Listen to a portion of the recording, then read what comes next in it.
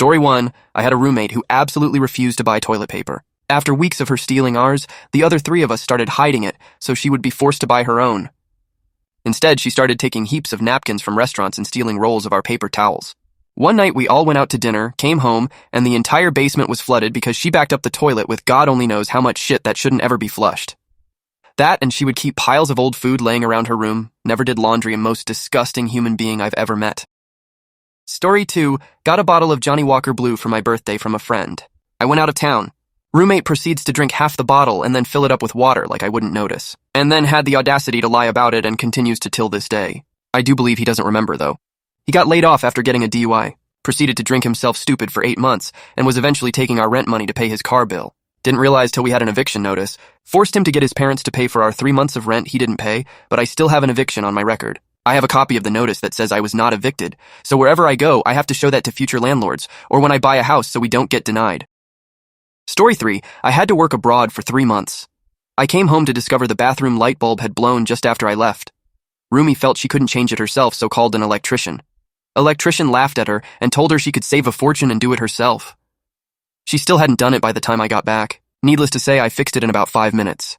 It would have been sooner, but I couldn't stop chuckling at the thought of her shitting in the dark for months. Story 4, one time in college I was having a really awesome sex dream, but then I woke up and realized it was prompted by my roommate's sex noises. We had ultra-thin walls. I normally wouldn't care, but this was at 7 a.m. and it was loud enough to wake me up. The worst part was hearing my roommate cheerfully say, "What a great way to start the morning," as he escorted this homeless-looking old man out the front door. Unfortunately, this would be the first of many homeless-looking old men to bend my roommate over. Edit. I keep getting asked if it was a hippie or a homeless old man, and if my roommate was a girl or a guy. My male roommate liked getting porked by older men who looked scraggly enough to potentially be homeless. I don't know if they were actually homeless, but it happened frequently and with a new guy every time. I guess if that's your type then, Eugene, or is a great place to meet hot singles near you. Story 5, circa 2001. It was my first apartment and I wasn't a good judge of roommate character back then. I was working at a welding shop and had befriended this big Mexican guy after driving him home from work enough to start hanging out at his house after work for a few beers and his mom's excellent biscuits and gravy she'd make for us. Naturally, we thought it would be a good idea to roommate at my place to cut down on expense. Little did I know, he was one of those drinkers that black out and destroy everything. Each day after work was him with a case of beer and getting in arguments with kids in Yahoo chat rooms over a mic until he would pass out. It escalated. He quit going to work and I'd come home with him passed out, vomit all over the floors, piss in the corners, half-eaten pizza face down on the couch, the works. I started telling him he needed to leave, but he wasn't hearing it. Eventually, he got arrested for something and ended up in jail. I was free. For a while? He got out and I woke to banging on my door. I didn't let him in. His mom collected all his things when he got locked up. Fast forward to recently, I'd been overseas for 6 years and moved back to my home state afterward, and recently stumbled across his Facebook page after not having seen or heard from him in 13 years. We talked. He's doing really well now, training to be an addiction counselor, and I'm happy for him. Story 6, my first roommate in college was a nightmare. She'd party all night and then wake me up at 4 a.m. when she got in to see if she got any phone calls. This was before cell phones were common, but our college phones had voicemail. It was a dry campus, and she would drink all the time in the dorm and leave bottles and cans all over the place. I drank too, but I at least had the common sense to hide the bottles. She'd come back from sorority parties, trashed off her ass, and expected me to take care of her. It came to a head when I went back home for the weekend, and when I got back, she had put a leaky McDonald's cup on my brand new laptop. Who knows how long it had been sitting there. I told her I was going down to the student life office to see about getting my own dorm. It was worth the extra fee to live alone. Luckily, there was an empty dorm on the same floor I had been on, and was able to move there. I went back to my dorm to start packing up, and the cunt had already moved all of my stuff out into the hallway. I hadn't even told her I was able to move out yet. Turns out she wasn't cut out for college anyway. She dropped out after 1 year. Story 7. I had a roommate who would attempt to leave unjustified, scathing, passive-aggressive notes for just everyone. Our apartment neighbors, cars parked outside, and even our landlady. The kind of notes with overly polite language, underlines, and randomly capitalized words. Always written in red marker. Always rude enough to get the shit beaten out of her. Always signed from both of us. I spent that year following her around and removing the notes as quickly and quietly as possible. Story 8. My first roommate at college was a girl who had some severe issues. She was bulimic and would cut herself. She never talked to me, and I only deduced these things by finding the bloody tissues under her bed, and having just lived with my brother who was suicidal and self-harmed a lot, and also following the trail of vomit smell to the closet where she apparently kept it. Fuck if I know why, since we had a suite and our own attached bathroom. She would also bring up containers of food to leave out to make it look like she was eating. When I talked to the RA about this and they forced her to speak with a therapist, she threatened to smother me in my sleep, and I was told it was in my best interest to move out. My first year at college was not fun. Story 9. A friend of mine needed a roommate in a house where he already held a lease. I moved in and paid him rent instead of adding my name to the lease.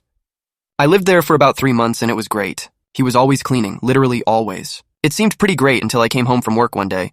There was a pink note stuck to the front door that said we were being evicted because we hadn't paid rent in 3 months. Turns out that cleaning was what he liked to do while high on meth. It all worked out though. I talked with the landlady and she kicked him out and I took over the lease. Story 10. This is actually about my friend's roommate, but that's hardly important. My friend's roommate comes stumbling into their dorm room, freshman year. It's blatantly obvious that she is drunk beyond reason. She starts shouting, "I need to go to the bathroom," which wakes up my friend. She sees her roommate just staggering back and forth through the doorway. She stayed in bed because she really didn't know how to react. Her roommate returns through the door once more and reiterates that she needs to go to the bathroom. Before her roommate had left to go to a party, she had placed her white Mac laptop on her chair by her desk. The rationale here is that we believe the white from the laptop on the seat made the chair look like a porcelain load throne in the mind of her drunken roommate. So she approaches the chair, pulls down her pants, and sits on her laptop. My friend braces herself because this situation can only go one way. As she braced for impact, her roommate releases a sigh of relief that unfortunately is synchronized with the release of her bladder and bowels. Despite her laptop being covered in piss and shit, her roommate denies that this ever happened. Story 11.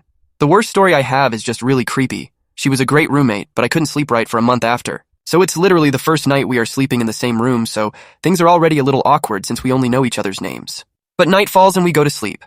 I wake up to the sound of her yelling, "No, no, no, no, no!" And then she flings all of her blankets off of her bed and onto the floor.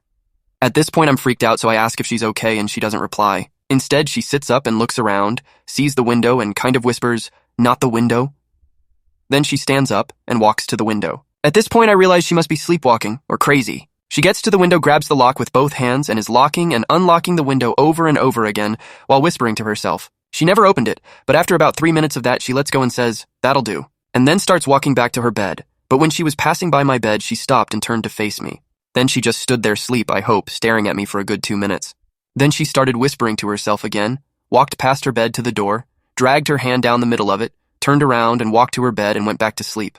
I was terrified, but I never told her about it. She never did it again. Story 12. Well, here's my ex-roommate story. Dated a girl for a while, she moved in, and we ended up breaking up. I let her stay and move into one of the upstairs bedrooms because I made the mistake of feeling sorry for her. Fast forward a few years. Yes, I'm a huge pushover and way too forgiving of people. I think she finally broke me of that. And I finally had to kick her ass out. It started small over the years, with her just being a general slob. However, she had the upstairs of the house more or less to herself. Large bedroom, her own full bathroom. Nobody ever went up there to bother her. She also had a pet rabbit. I liked rabbits. They're cute and adorable. The rabbit, however, was not taken care of. She went back to Arizona for Christmas to visit family and asked me to watch the rabbit. Sure, no problem. I go up to check on the rabbit, give it food, water, clean cage, etc., and the upstairs looks like a crack house. There is trash everywhere, just piles of dirty dishes and food wrappers, just general trash. The bathroom looked like it had never been cleaned at all. Just layers upon layers of makeup residue and hair and trash. Ugh! And worse, the rabbit's cage was this tiny thing designed for small rabbits, and was too small for this one since she never let the rabbit out of the cage. And the entire cage was filled with rabbit crap. The nails on the rabbit were long enough you knew they hadn't been taken care of in a while. I was horrified. But me being stupid, didn't immediately pick up a phone and bitch her out and tell her to keep her bags packed when she got back. No, I was stupid. I cleaned up upstairs, went out, built the rabbit a new, much larger cage, and took care of it. When she got back, I told her flat out it wouldn't happen again. Fast forward a few months and the rabbit is put for being sick. She starts posting on Facebook about how sad she was, etc. I sat there thinking, bitch, you didn't take care of it. Why are you sad? I even offered to help her take the rabbit cage down after it happened. She declined. Fast forward again, and I'm wondering why all of a sudden the house is crawling with bugs. I start seeing ants and roaches in larger and larger numbers. Not cool. Then I start noticing an odor in the house, something rotten. I'm thinking something got in one of the attics and died. A squirrel or a mouse or something, and that's what's caused this. So I venture upstairs and check one attic. Nothing. So I go to check the other side, which is accessible from the roommate's closet. I open the door and the room is once again a disaster area. Everything from blackened, shriveled banana peels to fast food bags to piles of dirty dishes and clothes. And bugs crawling over it. I understandably was a bit upset. Even the rabbit's cage was still there, still filled with rabbit shit. I was confident she hasn't changed the litter from when she got back after Christmas to when the rabbit died. I told her flat, or she needed to clean her room now today this instant because I wasn't going to have the upstairs of my house become a garbage dump. She wasn't exactly happy with me, but I didn't give a fuck at that point. I stormed out and left for a bit before I snapped and did something I would really regret. So being my dumb self, I assumed that given the situation and context that the upstairs would then be cleaned, that I got the point across. So I go upstairs a few weeks later to change the air filter in the AC system, and lo and behold, the room is not only still filled with the exact same shit it was before, there is new trash. I'm done at this point, I'm livid. I tell her when she gets home to clean the upstairs, pack her bags, and get out by the end of the week. She gives me a song and dance and sob story and all about how it will never happen again. You're right, it won't. You're not staying here. No one should be surprised when they find out I still ended up having clean the upstairs. The carpet was a loss and the entire house had to be fumigated. I even had to repaint the walls to cover stains since nothing would get them off. I took pictures. There are episodes of Hoarders that looked cleaner. I lived in a dorm room with 2 other guys. There was 1 bunk bed and 1 single. I slept in the single and the other 2 at the bunk bed. We'll call Larry the guy on the bottom bunk and Eric the guy on the top. It was Saturday night and we all came back drunk from parties at different times. So it's about 2 to 3 a.m. and we are all in bed. All of a sudden I begin to hear this faint moaning. I pick my head up and see Larry laughing his ass off but trying to stay quiet. Up above him is Eric, who apparently is watching porn on his phone, out loud and beating one out. Their bed was shaking. One of the most awkward experiences. The worst part was that this was the first of 3 times that this happened. We never confronted him. Edit. I've known Eric for most of my life also. Hey, thanks for watching. Don't forget to like and subscribe. Make sure to check out the video on screen as we have a whole playlist of stories just like this. See you in the next one.